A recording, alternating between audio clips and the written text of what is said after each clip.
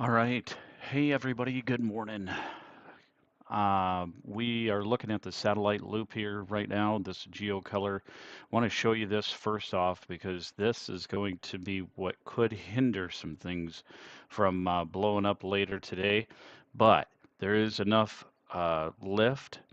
I did look at the models. There's enough lift that it could end up breaking the cap that is possibly going to be hindering things. We already have some storms up in the Bismarck area. So what we're expecting to have happen, I'll show you the timing of that here very, very shortly, is we're expecting this cloud cover to eventually clear out by midday. So areas of South Dakota over by the Aberdeen, Pierre area, Miller, those areas, we're expecting some robust storms to start firing up later in the day. Now, the timing is going to be crucial. It's going to be difficult to really hinder on that. We're going to take a look at some of the weather models. I'll take a look at HRRR weather model first. Let me show you that right now.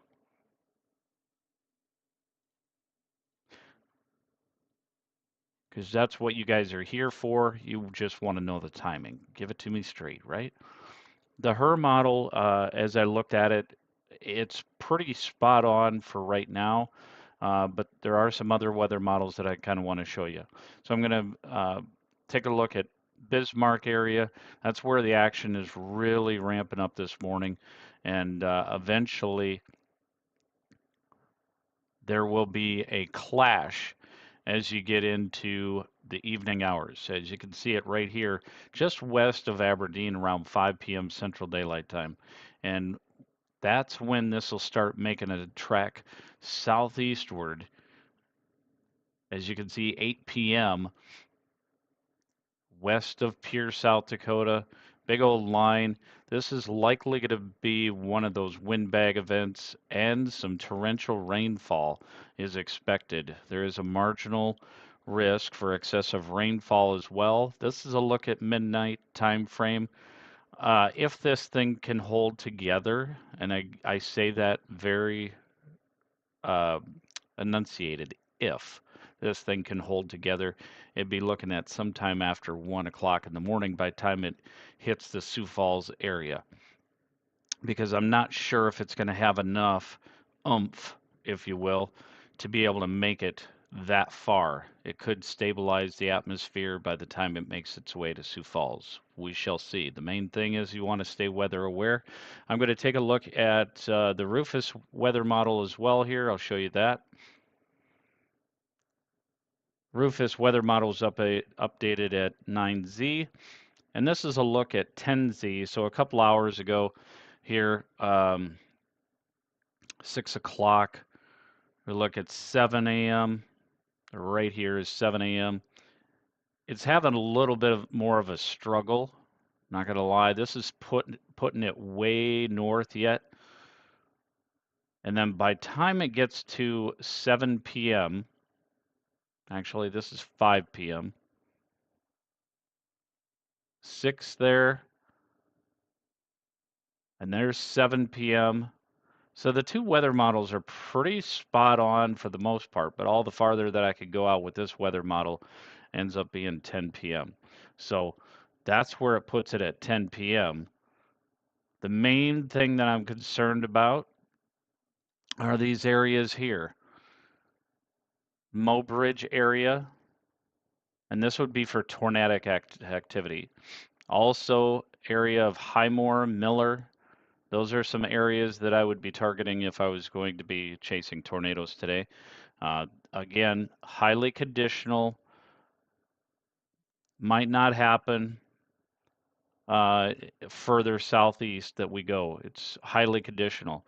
This is something that I wanted to show you too, today's outlook for the next 7 days. I created this little fun ditty where I can just go ahead and click on, you can't see it in here, but I'm able to select any city, state, whatever that I want and get the forecast with my graphics in here. So 81 degrees for today is what is expected. Showers and thunderstorms. I do suspect that we'll get probably closer to 90. And then Wednesday 85 degrees. Friday, watch out. There's some very interesting stuff if you go up into the northern portion of South Dakota. Friday is going to be pretty interesting, so stay tuned to that. You can definitely tell it because you get 91 degrees and then you go down to 84. Not much of a change, but I do believe that there's going to be a little bit cooler than this 84 that we have right now on Saturday. So there's a stretch of a severe pattern, definitely pretty prominent. Let's go ahead and take a look at some of the significant tornado parameter numbers on our radar omega here and show you that. The reason why I want to do that is, I could talk all day, talk your ear off and tell you, oh yeah, this is where I'm targeting. Well, why? All right.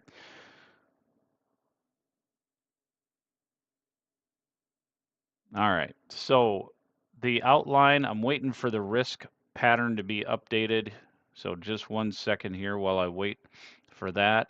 Oh, looks like they just issued it at 7:45. Let's see if they can show it to me here. 1 second. Wanted to see if they updated anything. They did. Oh, they gave a 5%. They gave us a 5% in my target zone. Hold on, folks. See if that's on there. There it is. Boom, 5%. All right, so 5% tornado risk for today. I was figuring that they were going to upgrade this, but I wasn't real certain with all of the other factors in there. But anyhow, this is a concern, 5% in the brown zone for tornadoes. Obviously, if you're looking at percentage numbers, oh, 5%, that means 95% that it won't happen? Well, not necessarily. 5% is elevated, so this would be the timing again for this is going to be late in the day into the evening hours for these tornado risks. Again, 7 p.m. time frame if you're going based on HRRR. Let's take a look at the NAM weather model. That was updated at 2 a.m. Sorry, I can't get anything sooner than that with trying to get this briefing out before we go too far. Obviously, this one is showing the early morning stuff, and then this is showing at 3 o'clock. Things could get pretty robust. Okay, I wanted to show you this weather model so that you can kind of see what is expected based on this other weather model. And again, Sioux Falls area around 8 p.m. if that would hold it together. But right smack dab in here, 4 p.m., that's what you call tornado peak hour. Anywhere between 4 p.m. and 7 p.m. Let's take a look at those significant tornado parameters on here and see what this shows.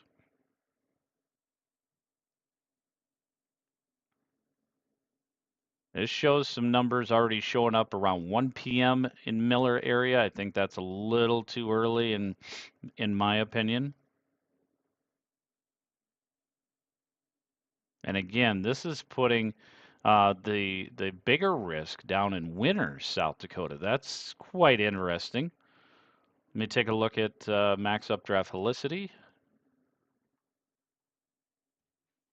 Oh yeah, Miller, big time.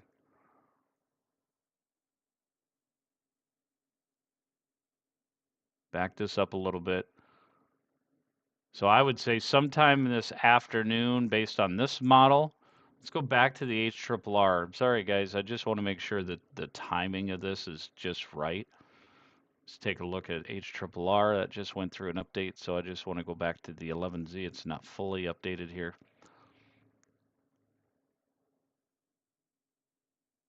See, that's just it. This is so main thing that you need to do. So Aberdeen area, it shows this is not putting it in until around 8 p.m.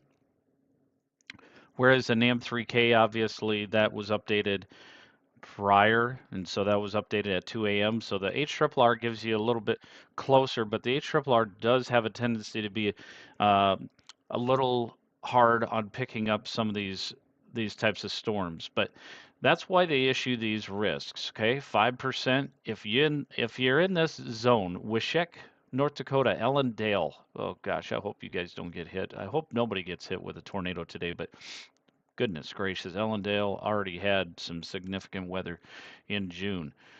Let's go ahead and take a look at Mobridge. Let's take a look at the Cape. All right.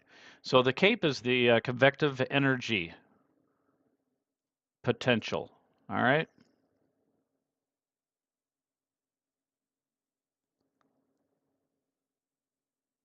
So we got plenty of energy. Let me show you the numbers so that you guys can.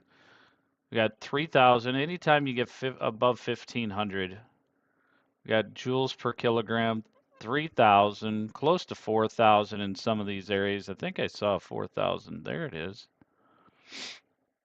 Yeah.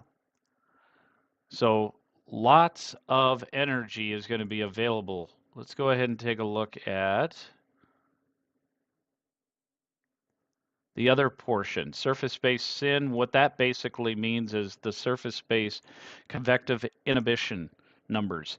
Um, this is going to be noticeable for your capping in the atmosphere. The warm air is aloft, and that's going to create basically a little bit of a lid for the atmosphere, so those towers can't really tower that much. And you start seeing it erode. Right now, at noontime, you can certainly see there's plenty of capping, this negative number. You want to see that down to zeros. So if we see this over here, we see there's no cap over here, but you don't have all the other energy and other things that are needed in order for things to get going.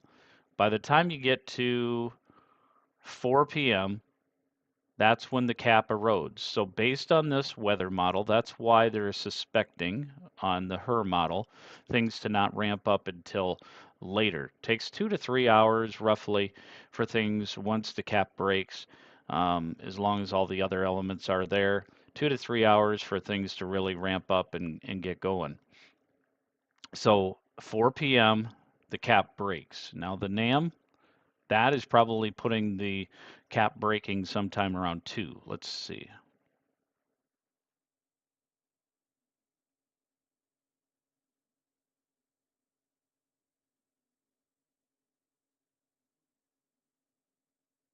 You can start to see a little bit of it right in here, breaking right there. But this is a little tough to see because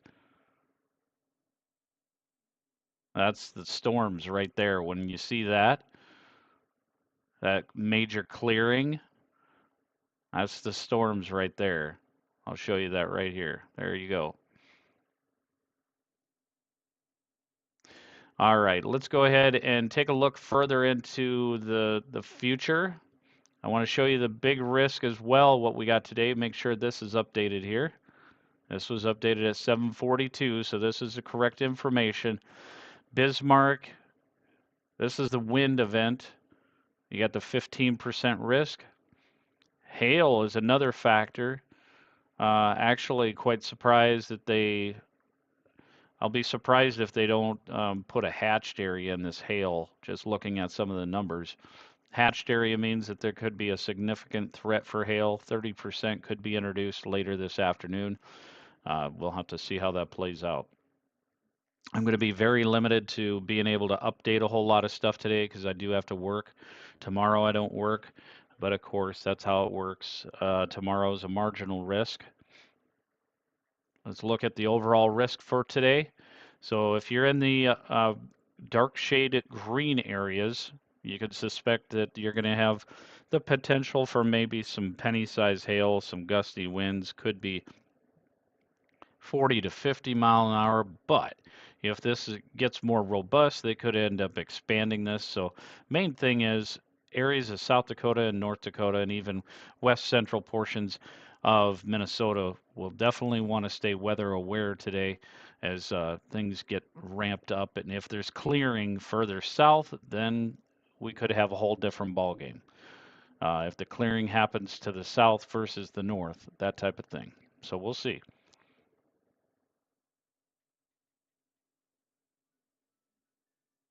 Don't want to look at snow.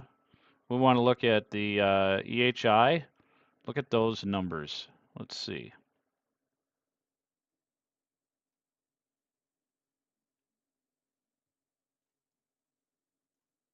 Let's look at noontime with the NAM.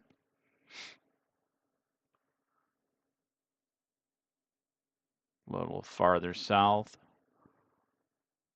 All right, let's go ahead and take a look at the risks that we have for tomorrow. Again, risks for tomorrow are marginal at this time. A lot of it's going to hinder on whether or not we get uh, these storms late enough and in the early morning convection. So marginal risk tomorrow. I do suspect that they'll probably upgrade some areas of Sioux Falls or to areas of northwest Iowa to a slight risk tomorrow, but we will have to see how it ends up playing out. As we get into the other probabilities, right now they don't have the tornado risk showing anything. It's less than 2% for tomorrow. And again, I would suspect that they'll probably put somewhere in that Minnesota, Iowa, kind of the tri-state area, a small 2% risk for tornado activity. We'll see how that plays out. Again, wind risk is pretty low, hail risk is pretty low. The main event that's going to be happening, this is day 3, and that's when we get into uh, Thursday into Friday. Friday is going to be the big event. So marginal risk all up here. And again, some of these areas are likely, the closer we get to the event, are going to be upgraded to slight risks. We'll have to keep you informed of that. Day 4, here it is. So they did scale this back the other day. Yesterday, they had this further to the south. So they scaled this back a little bit. Main event is likely going to be in northeastern portions of South Dakota. May end up pushing this further over into areas of Minnesota as well, but this is 15% probability. So somewhere in this vicinity here, Devil's Lake, Grand Forks, Carrington, Fargo areas, we could end up seeing some risks for tornado, big time hail, as well as that wind threat be introduced as we get closer into the days. Now, if they push this further south, that you definitely want to be aware of that because Friday is kind of a weather alert day, I guess you would call it. Stay close and make sure that you aren't traveling a whole lot of areas because if you're up in this northern portion, especially in the afternoon, you're definitely going to want to stay weather aware. There could be some big time tornado probability up there. Again, I might be overzealous on this and overdoing it, but when they put out a risk like this, um, this early on, then they're pretty confident in it. But back to today's events, okay? This is the slight risk. Let's go ahead and take a look at live radar here.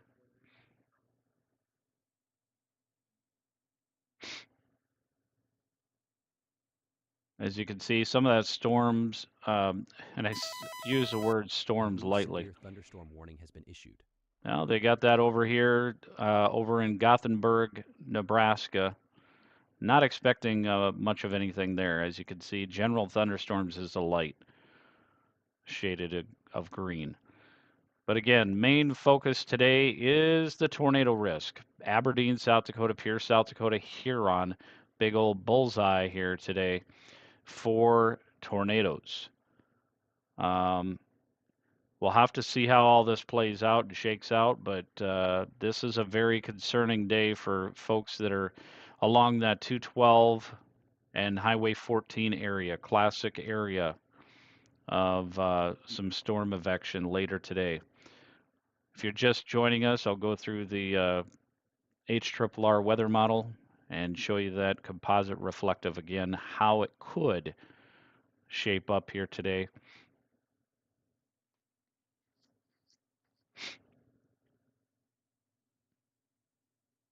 Again, as you can see, morning convection is making it a struggle to shape up until sometime after 5 p.m.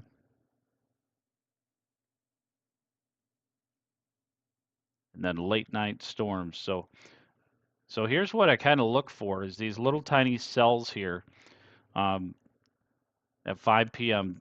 When they're real small like this, so this would probably be Mobridge area around 4 p.m. Based on this weather model. This could be something that turns into a tornado cell. But once it becomes more linear, that's when you start to have, see how it builds kind of a line here. Oh, sorry, Matt. Sorry, man. I'll certainly show you North Dakota. Appreciate you joining me here.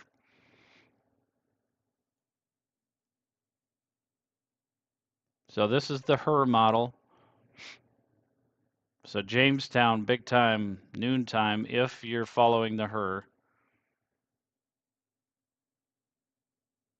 And then it gets another wham bam, no thank you, ma'am, after 5 p.m. I'm just going to show the Rufus model and see what that shows here. 1 second.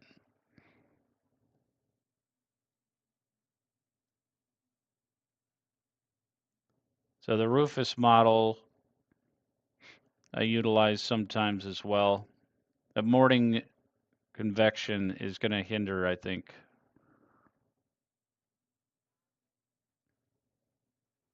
And that's why I suspect that we'll have a big old windbag event for areas in Jamestown,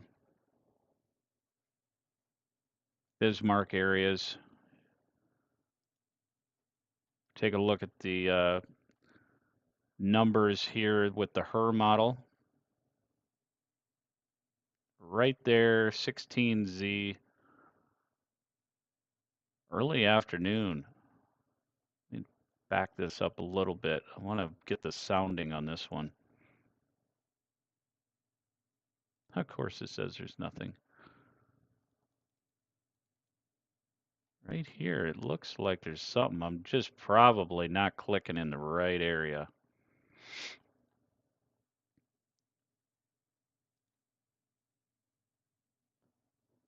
Sounding's having fun today. Matt, you think it's just going to be rain? Well, I hope you're right, man. I hope you're right up there. Probably the southern storms will end up grabbing on to some of that. They do have a 2% risk there, so this is the main focus, Aberdeen and further south down to Chamberlain with 5% hatched area. Not hatched, goodness, I got to be careful with that. So the 5% area of risk for tornadoes. So I am going to, yeah, for you at least, yeah, nothing for North Dakota is what you're suspecting, and that very well could be. Like I said, these southern storms could end up pulling all the juice. So Aberdeen, look at that, Miller. And then by the time it gets to 10 o'clock, it's just a big old rain fest and windbag event. You'll know more at noon. Yeah, yeah, the 11:30 update. That's the one bad thing about my work schedule. It doesn't really work very well with timing of the SPC updates. So the Storm Prediction Center updates come through around 11:35-ish Central Daylight Time. So they'll have another update to this, I'm sure, and we'll have to see. I was pretty impressed to see that they actually picked up on this 5% risk. This morning when I saw this, I'm like 2%. Oh, it should be higher. So we'll see how this all shakes out. I appreciate y'all joining. Matt, thank you so much, man. I'm definitely going to be loving 2000. Oh, Bismarck launches the balloons at noon. You guys are lucky up there. If one, John, welcome, John. If one was going to spray for weeds and needs at least 24 hours of dry, when is the next time? Likely Sunday. Let me show you my forecast here. 1 second.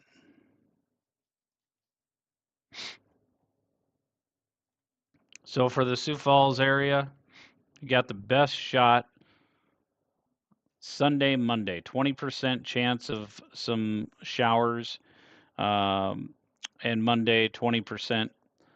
Obviously, it shows Thursday, and then Friday might be.